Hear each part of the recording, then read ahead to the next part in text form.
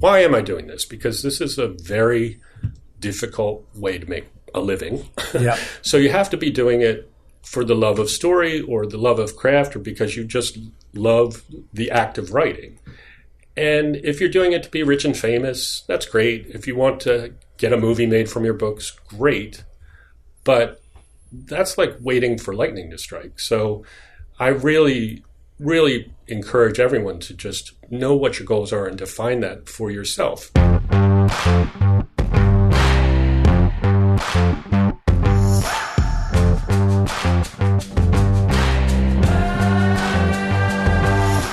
It's the Liars Club Podcast, a weekly conversation filled with insights, tips, and secrets from the myriad of creative people who make stuff up for a living.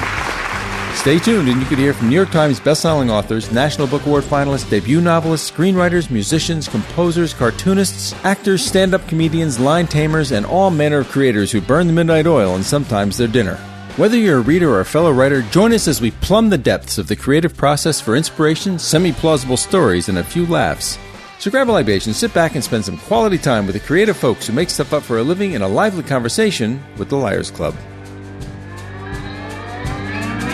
Listen, your organs might be heavier than everybody else's and win the prize. I don't think her for the her forensics. organs. You want to get my hands on my organs? Is that what you're saying? Not me. Oh, somebody qualified. Well, so this is what it's like behind the scenes. I listen to all these. The tiniest heart. They should have a prize for the tiniest. Yeah, That's right. why I said the tiniest heart. Yeah. Tiniest heart. All right. Tiniest And Tim. so, She's Rob, got you half a are Tiny Tim. you ready with two lies and a truth? Oh, Yes. I am. You are Sure. indeed. All right, there we are. Damn. All right, so here we are, ladies and gentlemen, once again with the Liars Club Oddcast. Why? We and don't what's we never quite know. We do it just cause, and that's why we do it. And you know what's really interesting? Today we have our guest with us in the room, which I always find fascinating when people are willing to sit in the room with us. For one thing, we have to bathe before that happens, which is always hard. Oh, we did? And we supposed to do that? sorry. Yeah. Except for Greg, we had to bathe. And we can't make faces. And we can't make faces about the person. And in a wild move, Mary has brought her notes in on this thing called paper. So You have heard of this. you've heard of it before. It's sort of crinkles. You'll notice the crinkling sound. That's not a sound effect. That's real paper, ladies and gentlemen. So here we go. Without any further ado, we're going to introduce all the way around. My name is Keith Strunk. Gregory Frost. John McGoran. Kelly Simmons. And Mary Jones. Today our guest is a very distinguished writer who has in his lifetime had a varied and sundry career path. He has studied law. He's been an ad copywriter and a TV executive. Listen to this. This man has shucked oysters. He's driven a forklift. He's waited tables. He's sold clothes, edited TV guide, written ads for products as diverse as shoes, watches, and vacuum cleaners. What about anal probes? Not anal probes. Okay. However, not anal probes. For 13 years, he was a marketing and television executive for QVC, as in QVC. The QVC. Yep.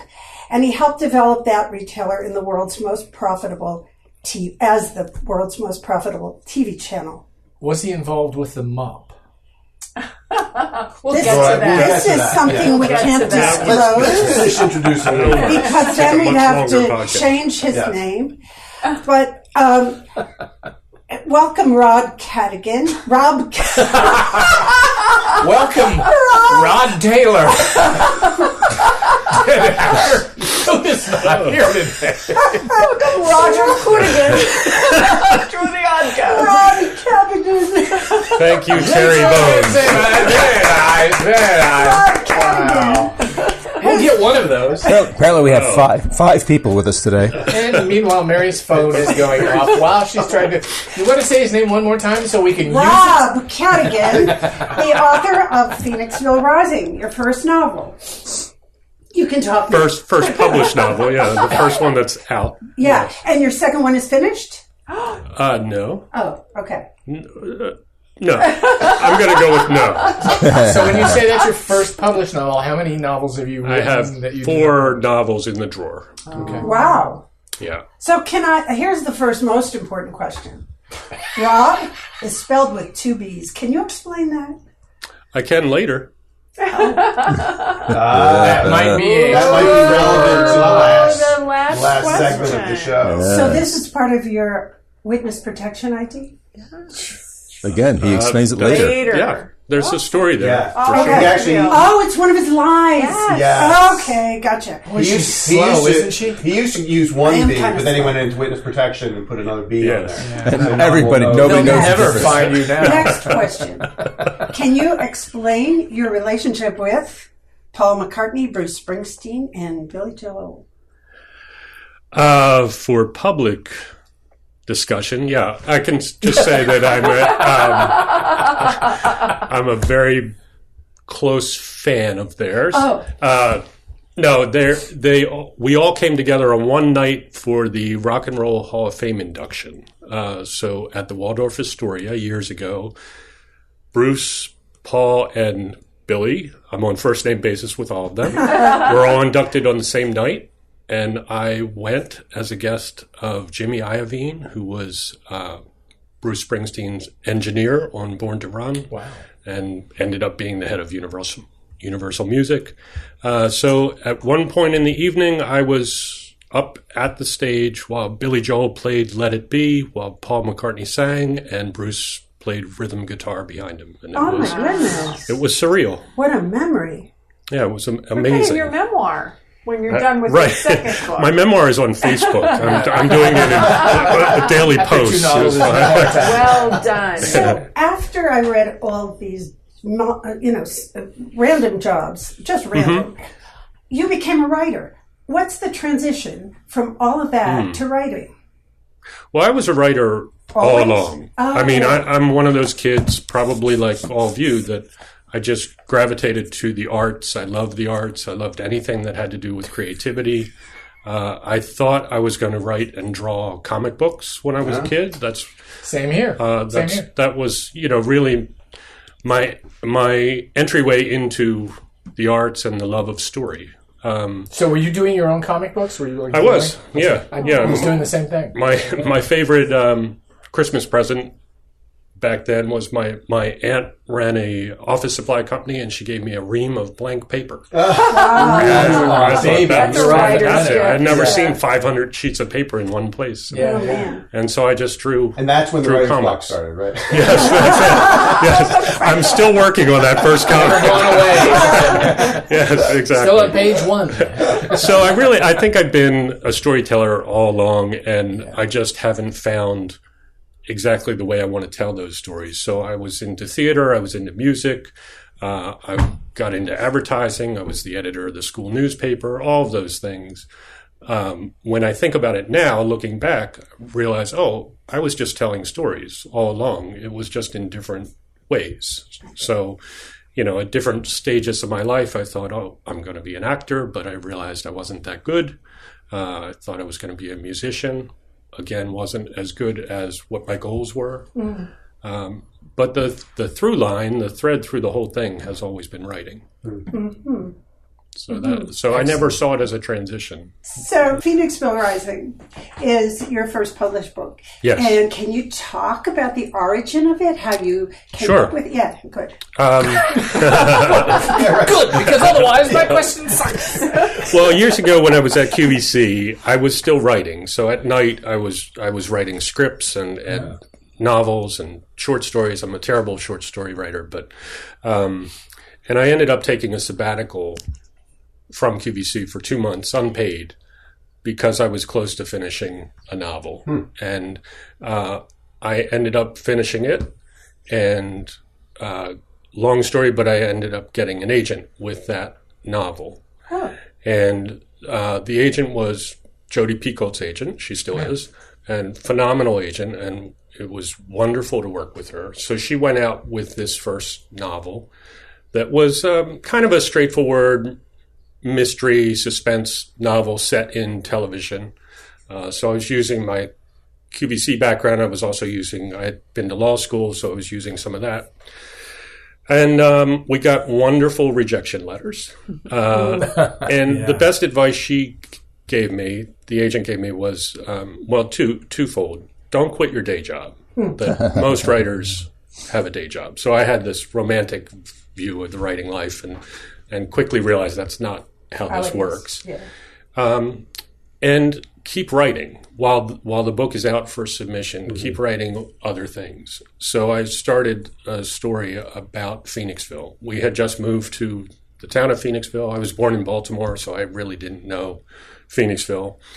And it's a wonderful historic town. There was a steel mill there that was incredibly prosperous, built most of the railroads in the country. Supposedly the Phoenix Column was the inspiration for the Eiffel Tower. Wow. So there's a lot of history. But when we moved there, the steel mill was closed. It was a very depressed town. We went into... I just sold that to the wife. Honey, it's going to be great. Yeah. So Everybody's dead, but you'll love it. it's what we could afford. And so when we went into Phoenixville for dinner and things, our neighbors would be, what? You're going into Phoenixville? Like, that's crazy. So I started to just research the history of the town for my own knowledge. And because this is where we were going to raise our kids, I wanted them to know more about this place. And from there, the story grew. And I was very proud of the novel. The agent loved it, went out with it. And it's a very, very weird novel. It has a teen protagonist. It has a ghost story. It has a lot of history. It has a crime. So we got very far with a couple different houses. And one acquisitions editor said she wanted it. And then after Christmas break, she said the sales force doesn't know how to sell it. Doesn't know what shelf to put this on. Did we ever talk about that? No. We didn't talk about that. No. I had my first novel was sold and unsold in a week. Wow. Yeah. That is very similar. They paged me at work. I popped champagne, and then a week later, they're like, "Oh, Kelly, you sitting down?" Yeah. So I mean, For marketing reasons? Because it was because it went to the broader group, and they turned it down. They were like, "No, take the offer back." So, Too hard so to how figure out. to market, how to label it, in what genre it would go? Is that the problem? that was my first awareness how much power the sales force has in a publisher. Right. When was Oh, that? yeah. When was that? Oh, yeah. That was in the early 2000s. So before 08? So yes, Right. yes.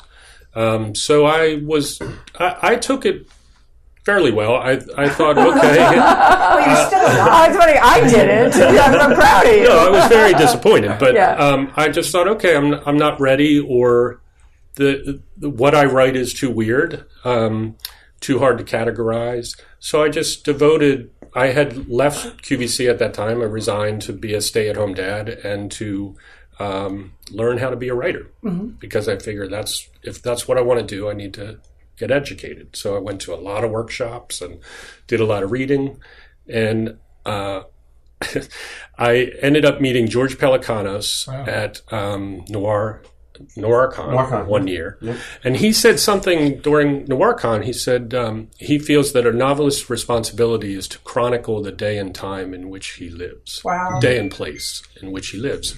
And if you look at all of Pelecanos' books, they're about Washington, D.C. at a specific era, a specific time. And so I went up to him at the break and I said, that's what I'm doing. I'm chronicling Phoenixville, this small town, except I don't call it Phoenixville. I fictionalized it all, and a lot of the history is fictional. And he said, well, that's really stupid. And he encouraged me. He didn't like your shoes either. No. FYI, lose the time. Right. Exactly. So anything Pelecanos says to do, I do. But so I went back and I decided, okay, I'm going to rewrite this. And his point was, you're not getting to the truth if you're fictionalizing it. Even if you're writing a novel, you have to get to the truth of what the story is and what you're writing. So I went back, I took it out of the drawer, and I rewrote it. I gutted the entire thing and rewrote it, and that's what became Phoenixville Rising. And we went out again and got the same sort of rejections. Pretty consistent that they love my dialogue or they love how I handle setting, but they didn't know how to sell it. And so my agent at that time, to her credit, said, I think you should self-publish this. Self-publishing is just starting to be a thing. It's not really vanity press anymore. And if nothing else, you'll sell it to a few hundred people in Phoenixville, and will you be happy with that? And that really gets to something that I feel very strongly about for writers is you have to know what your goals are. Yeah. You can't let somebody else define your success. You have to decide, okay, why am I doing this? Because this is a very difficult way to make a living. Yeah. So you have to be doing it for the love of story or the love of craft or because you just love the act of writing. And if you're doing it to be rich and famous, that's great. If you want to get a movie made from your books, great. But that's like waiting for lightning to strike. So I really, really encourage everyone to just know what your goals are and define that for yourself. My goal was I was about to turn 50. I had 2 young kids that I wanted them to see that a life in the arts was a viable or a reasonable career path, such as it is. We kept the kids informed the whole way. Every time Daddy got a rejection letter, we explained what that was at the dinner table. Why Daddy's in the corner We have crying. the same thing. Why is mommy crying? Right. Why we can't go on vacation this year. Mommy, why is Daddy drinking so much? Exactly. So I went through a lot of soul searching during that time of why am I doing this and what am I doing this for? And I decided Phoenixville Rising was, I just wanted to make some people happy. I wanted to answer what does Rob do all day? And hopefully, of course, I was hopeful that it would succeed in some way, that I would build a readership that would lead to whatever comes next for it. So I want to back up a couple times, but first, now I wonder if you would have had the same trouble because genres are beginning to blend to some extent. Oh, genres have been blending for 12 and years. crossover, young adult crossover. That's very I don't common. know that the salespeople would panic as much today as they did then. What do No, you probably not. One of your previous guests, Donald Moss, he wrote a fantastic book about 21st century fiction and the blending of genres. And when I read that, I was like, that's what I'm doing. Right. Like, I don't think of Exactly. myself as a crime writer or historical fiction. I just am telling a story. And now as a bookseller, because we just You're opened... jumping ahead. Well, now as a bookseller, I'm seeing it from the other side that, okay, where does this book go? Right, Yeah, where do we what sell it? shelf do you put it? And there Right, is, yeah, right. there is. Everywhere. If I were a publisher, I would understand the difficulty in where my books go. So I get it, but at the same time, I'm just going to tell the stories. But so now it's like you've got a bookstore. So the answer is on that big shelf right by the front Right, door. exactly. Absolutely, with a neon sign that says Phoenixville Rising. That's in our Phoenixville Rising section. It's funny you're saying this because as weird as this is as a segue, I just watched an episode of Midsummer Murders last night, which it all revolves around somebody's missing manuscript and the author is supposedly dead, et cetera, et cetera. But there's one character in the show who is this, dare I say, asshole, who's an author who's here for this book convention, and he's written a novel where his main character is a cop by day and a werewolf by night. And the bookstore owner is very acidly saying to him, where would you like this besides the crime section? And he's going, put it in horror. And she says, well, you've got a werewolf in it. Shouldn't we put it in nature as well? She's just like, sticking it to him. Like, yeah, where do you want the book? It's tough. I mean, the whole genre thing, that's a completely different discussion. But it's interesting to see it from both sides of the bookstore counter now, as a writer, and then and also as a self-publisher, because I had to wear my marketing hat and use all of those skills that I had built up in my advertising and marketing career to become an entrepreneur, because all writers, whether traditionally published or self-published, you have to have that entrepreneurial spirit. And it's tough sometimes. I mean, you're selling your own work, and it's your blood, sweat, and tears. Yeah. But you have to divorce the craft from the marketing, if that makes sense. That when you're writing, you can't be thinking about who's going to buy this and how am I going to sell it. And then once it's finished, then you're putting on that marketing hat and figuring out, okay, how do I sell it? So when I made the decision to self-publish, I really decided to approach it as if I were a traditional publisher. And I got it edited. I hired two great editors and also very expensive editors to rework it and to help me get it to be the book I could be proud of and the best book I could possibly produce. I think right now, the whole self-publishing revolution is great. Anyone can publish anything, but unfortunately, anyone can publish anything. Right. Yeah. And Exactly. that's a huge problem. It's a huge problem for writers and for booksellers. I felt as a writer, as a new writer, a fledgling writer, I felt a responsibility to other writers, writers I admired, other publishers, and the industry as a whole. I felt, what is that? Rising tide lifts all boats, or something like that. I didn't want the Phoenixville rising tide. I didn't want to bring anyone down, so I wanted my work to stand next to a traditionally published book. And I think that's something that a lot of self-publishing authors, and I'll use the term loosely there because some of them I think are dreadful, don't think about, and that is that there is, when you sell with a traditional publisher, the little they're going to do for you, and it's very little for the most part, they're still going to have an in-house editor, and theoretically somebody's going to go combing through your manuscript and fixing things and advising you, et cetera, et cetera.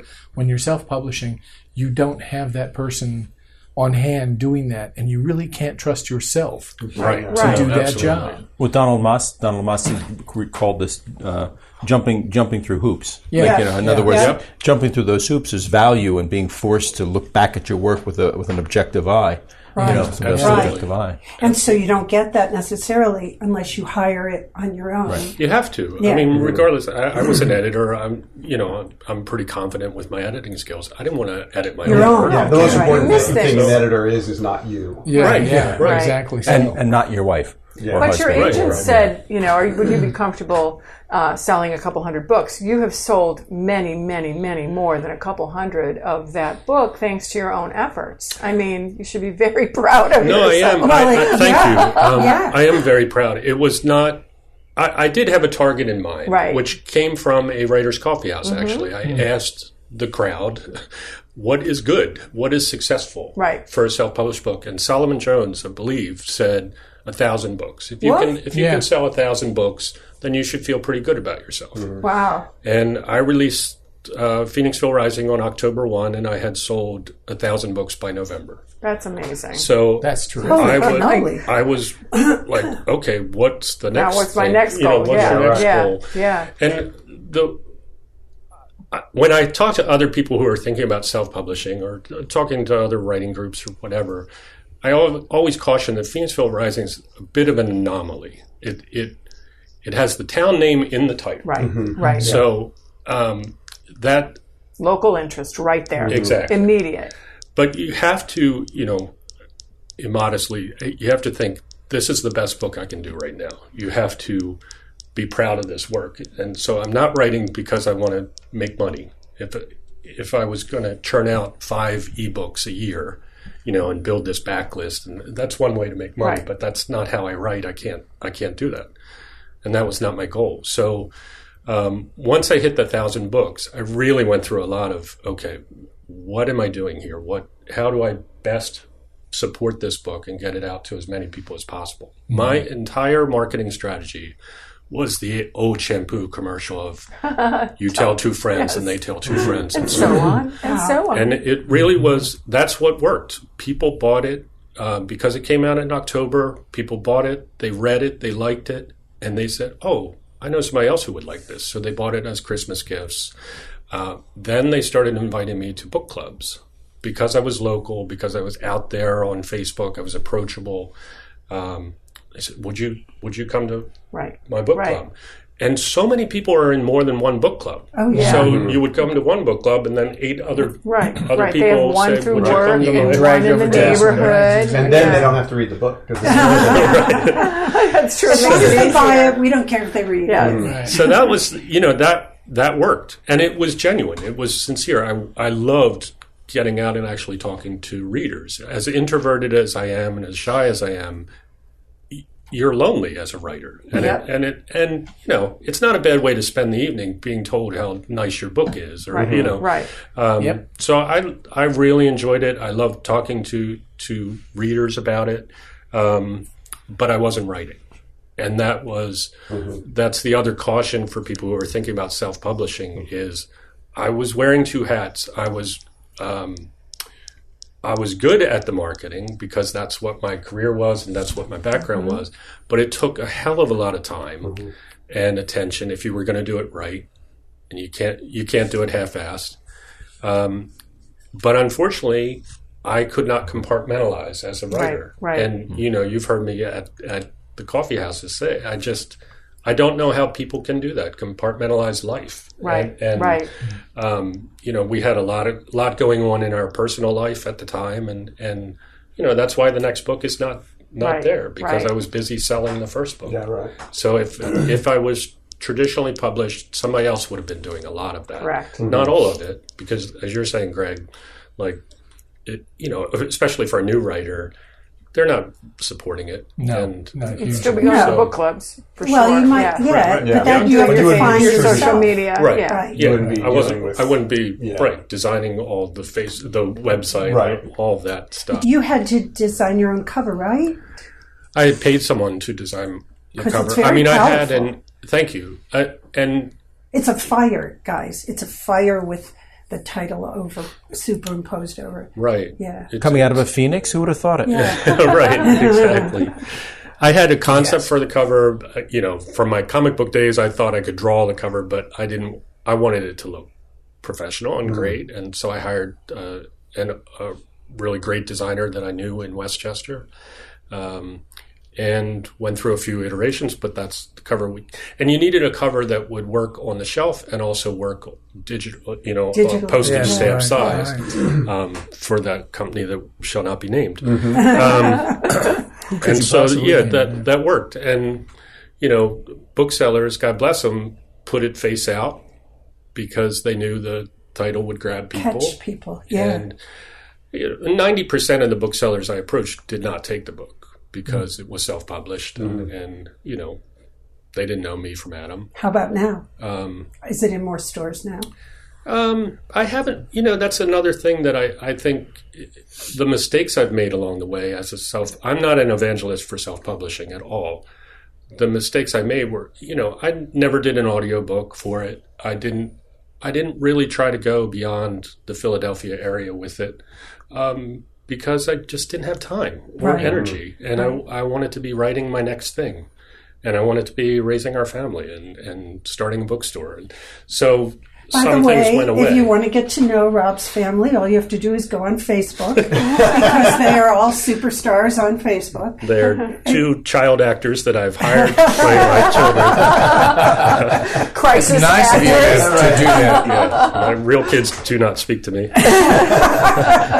But he's quoting them a lot. It's hilarious.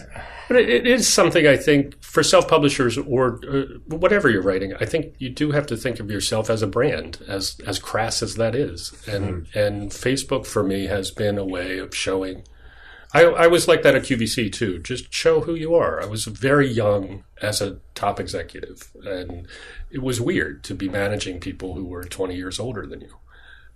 So I just put myself out there as this is who I am. This is the crap I'm dealing with in my life. This is the joys that I'm dealing with, or the joys we're celebrating. And people got to know me that way. And so I just have used Facebook that way too. It's partly just an outlet for it's my water cooler because I say that all the time. Very human. I think that's Very absolutely human right. and personal. It is. Well, I think for writers, it is. It is It's your a one. good outlet. It's your access to Yeah. the outside world. Yeah. It's your coffee station. It's where you go to. But it's Take a break. tricky because you don't want to overuse it as buy my book. Right. You're really just presenting yourself. And by the way, he's written a Buy book. my book. Right. Oh, by the way, buy my My book. book. Yes, But exactly. it's so much better when somebody else says buy his book. Right. Yeah, right. Yes. And they tell two friends. Right. And they Yeah. tell two. Right. Yeah, exactly. So, That's what worked. so tell us about the bookstore and how that evolved. Well, I'm in partnership with a good friend named Jason Hafer, who ran a beloved bookshop in Phoenixville years ago called Wolfgang Books. Oh, yeah. Wolfgang Books closed. It did. It closed. I went to Ursinus. Okay. Yeah, back in so you know it. Yeah. Oh, So- yeah. Yeah, I didn't realize they had closed. So they closed in 2010, and Jason's family, they had their first kid, and he just needed a more regular job, I guess. But we just would go out for beers. He's also a writer, and we would just talk about writing and life. And said, if you ever want to open another bookstore, I had this romantic notion of having a bookstore, a little indie bookstore. I had no idea how much work it is. None. How quaint. Yeah. So Jason got to a point in his life where he wanted to do it. Phoenixville got to a place where it was ready. The last 2 or 3 years, the town has really just become this mecca for arts and craft breweries, and it's a real hipster town. It's a college town without a college, really. Well, I mean, come on. It's got the theater where the Blob was made. Come on. That's right. Right across the street. Yes, indeed. Right across the street from Yeah. the bookstore. Yeah, so we just that's what we wanted to do. The time was right for it. But like self-publishing, I went out and got mentors. We talked to a number of other booksellers from around the country. It's okay. Are we crazy? Here's our rent. Here's what we need to make. And how did you do it? And to a person, every one of them was very open with us, and they looked at our numbers. They looked at our business plan. They said, "Yeah, you could probably do this." Who knows? It's still, we're a month old. It's but it's going gangbusters right now. So the grand opening fever is still with you. Yeah, we're in that honeymoon period Yeah, still. right. The name of the store, of course, we should say also, is Reeds and Company, READS, in downtown Phoenixville. And Thank if you are anywhere in the area, do stop by. It really is a charming store. It's got everything you ever wanted to read. And if they don't, they'll order it for you. That's right. And Even books by Mary Jones. Yeah, even books by Mary Jo. There are lots of fun places right in the area. You can take your new book and sit down and have a beer or a cup of coffee and read. Yep. Yeah. Great destination for an Yeah, afternoon. it is. It's a good idea to take your book for a walk. Yes. Oh, I like that. Take your book for a walk Yeah. day. That's our I next gotta sidewalk put- sign, I think. Yeah. That's an Instagram Concept. Thank you. thing. So far, question. so good. Oh, okay. You had a previous novel that you had written that was repped by your agent and got some positive responses, if not. Yes. Have you ever thought of self-publishing that? I look at it now and I think it's crap. Oh, wow. So it's, but it's 15 years old or, Yeah. or Right, more. evolved. I would have to rewrite it Yeah. to my standards now Right, sure. and how they've changed. But Sometimes And you'd rather that's work very on your hard stuff. to do. yeah, I have a story that I'm pretty passionate about. It's taking me forever, but I like the story a lot. It's I'm a structure geek, so I'm hung up on how I want to tell the story.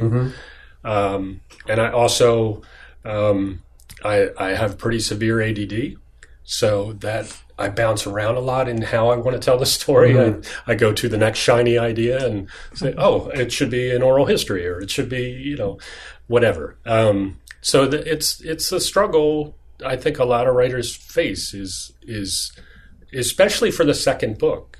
I think if your first book hit your success levels, that the way you define them, and mine did, There's pressure. there's a lot of pressure, self-imposed. Yeah. And there's time when you run a bookstore. Hello, that's a Yeah, bit of right. an issue. So Yeah. how are you dividing your days now? Not well. Do you Not have well at all. Well, you can't right now because you have to get the bookstore up and going. Yeah. But eventually, do you foresee segueing into having a romantic little writer's corner, writer in residence Nice. in the store, like kind Nice. of thing? Or- We actually rented the apartment above the store. No. Yeah. Perfect. And that is going Yeah. to be a writing studio and also an Airbnb for visiting authors. Oh, no. Wow, brilliant. So Cool if, idea. if if an author comes to little old Phoenixville, That makes so excuse much me, sense. they have a place to stay. Yeah. That's great. So can writers rent out that room while they're working on We've their talked about novel? that. We haven't decided that yet. Yeah. Because I'm busy using it. I know people. Yeah, I know people who might want to do that. Yeah. So is there anything else you want to tell us about this work in progress, about the story, or is it a sequel to Phoenixville Rising? And in this book, there's a new bookstore in town. Phoenixville Goes with a new falling. sheriff. Property taxes rising.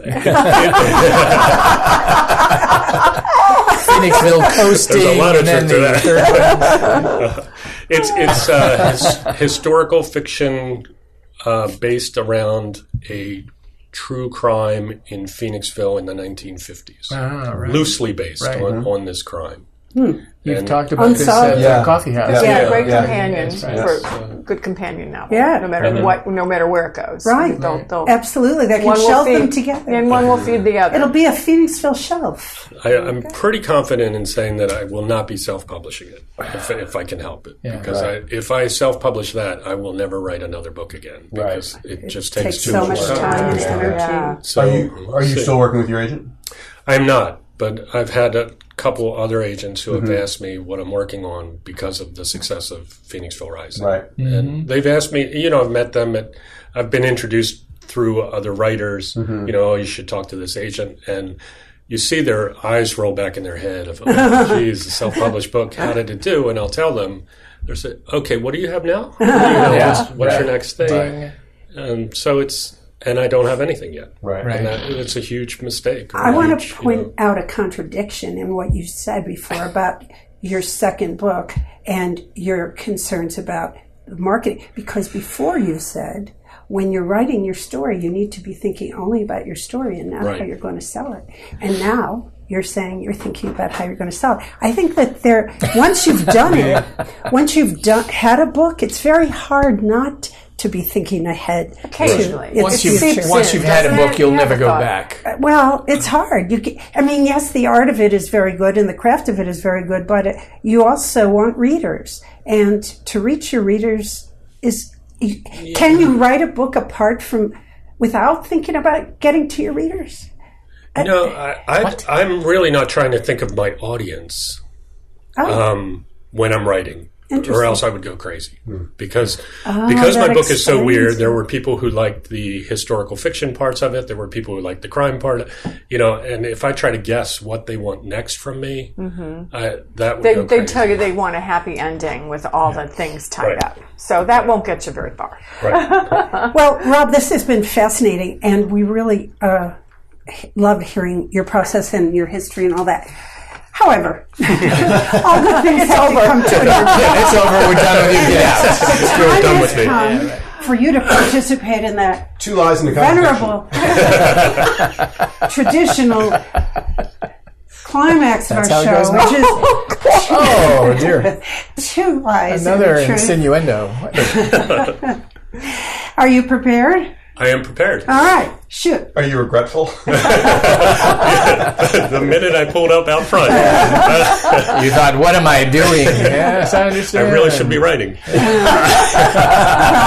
should we. I should all of us. Yeah, Nonetheless, right, exactly. here we are. Exactly. You asked about my first name, which is Rob with 2 B's, and I've given A lot of people pronounce that Brob. the board backwards. Borb. I've given a lot of answers over the years of where that comes from, but the truth is it's my mother's maiden name. She is a distant relative of Charles Robb, who was the governor and senator from Virginia. I have never met him. But I did have a lot of Rob for governor paraphernalia in my college dorm room.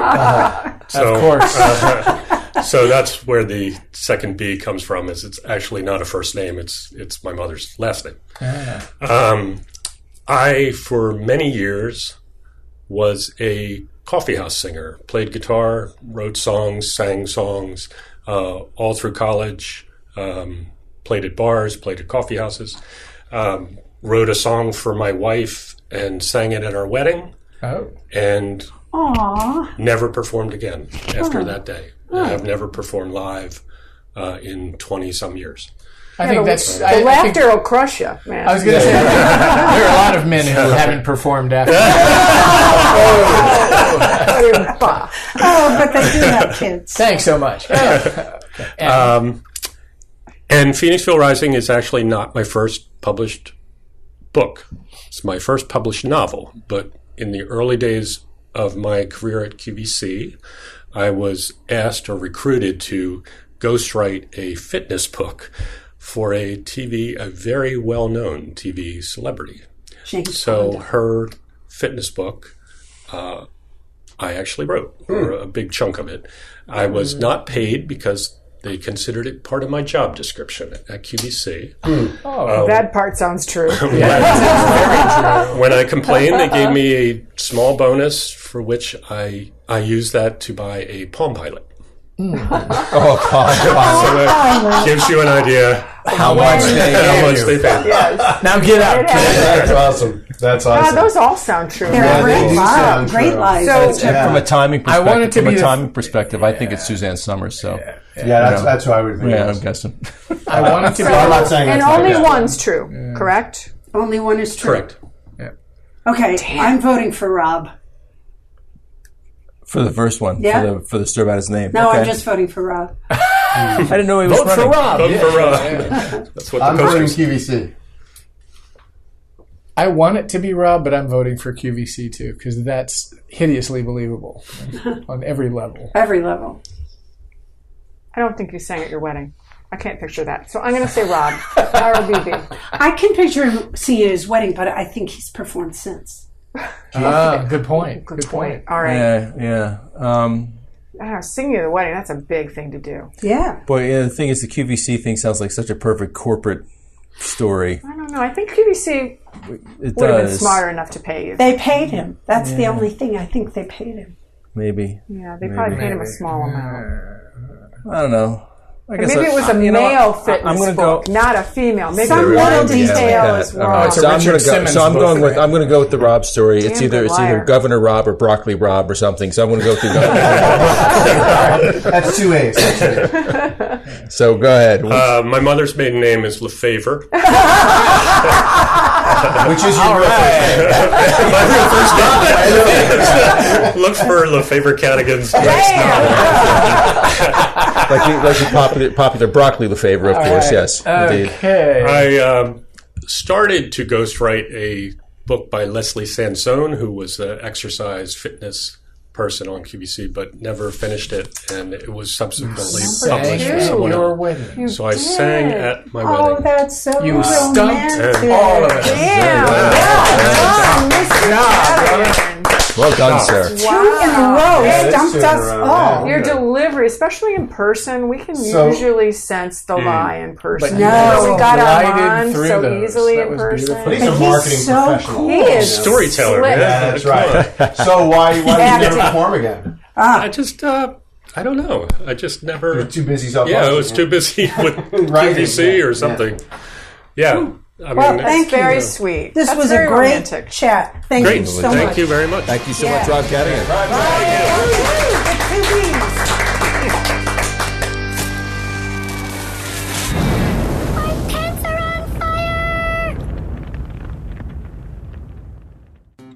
If you enjoy the Liars Club podcast and the other fine shows on Project Entertainment Network, check out the cool stuff for sale at the Project Entertainment Network store or consider supporting Project Entertainment Network on patreon.com. And as always, many thanks for your continued support. This is Jim Adams from Monster Attack. Hey, if you remember that monster movie from your childhood that got it all started for you, the one that really got you interested in monster movies, horror movies, sci-fis, and cult films, then you're going to want to listen every week to Monster Attack. We look at some of our favorite monster movies from the 50s, 60s, and 70s. With new episodes uploaded every Monday, it's Monster Attack, exclusively on the Project Entertainment Network. This has been an exclusive presentation of the Project Entertainment Network.